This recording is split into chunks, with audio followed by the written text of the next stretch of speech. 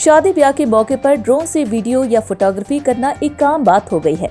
पर क्या आपको पता है कि बिना परमिशन और लाइसेंस के ड्रोन उड़ाना एक बहुत बड़ा जुर्म है और इसके लिए कानून में सजा का भी प्रावधान है।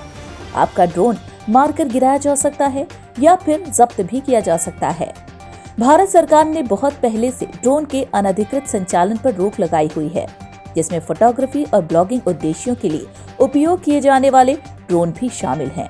ये स्पष्ट किया गया है कि प्रत्येक ड्रोन को, चाहे उसका आकार या उद्देश्य कुछ भी हो, आसमान में ले जाने से पहले आधिकारिक अनुमति लेनी होगी। ड्रोन के बढ़ते उपचालन के तहत अब सरकारें इस दिशा में बड़े कदम उठा रही हैं। ऐसा ही भोपाल की एक बड़ी खबर सामने आई है, जिसमें सीएम हाउस के पास के प्रतिबंधित क्षेत्र में फोटोग्राफर द्वारा उड़ाए गए ड्रोन को जब्त किया गया है।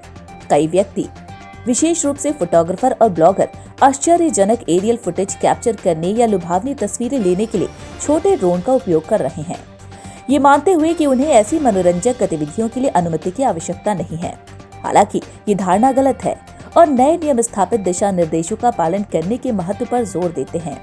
इन चिंताओं को दूर करने और बढ़ते ड्रोन ट्रैफिक को मैनेज करने के लिए सरकार सक्रिय रूप से मानव रहित ट्रैफिक प्रबंधन सिस्टम जैसे सॉल्यूशन तलाश रही है।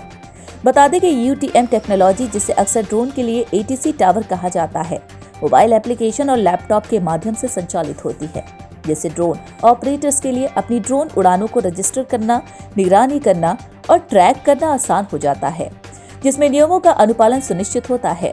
भारत में प्रमुख UTM प्रोवाइडर्स में से एक स्काई एयर मोबिलिटी के CEO श्री अंकित कुमार ने कहा कि हमने भारत की अनूठी जरूरतों के अनुरूप अत्याधुनिक UTM तकनीक डिजाइन की है।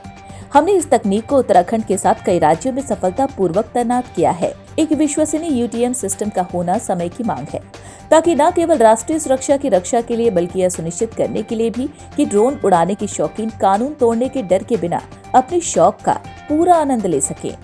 कोई भी ड्रोन संचालक कुछ क्लिक के साथ अपने मोबाइल के sky UTM mobile application install कर सकता है और बहुत ही नॉमिनल चार्जेस देकर उसको इस एप्लीकेशन से सरकार द्वारा ड्रोन के संचालन के लिए तय की गई परमिशन भी मिल जाती है। वहीं UTM टेक्नोलॉजी के एक विस्तृत दायरे में लगातार उपयोग के साथ साथ इन कड़े नियमों की शुरुआत का उद्देश्य ड्रोन उद्योग के विकास और भारतीय हवाई क्षेत्र की सुरक्षा और संरक्षा के बीच संतुलन बनाना है।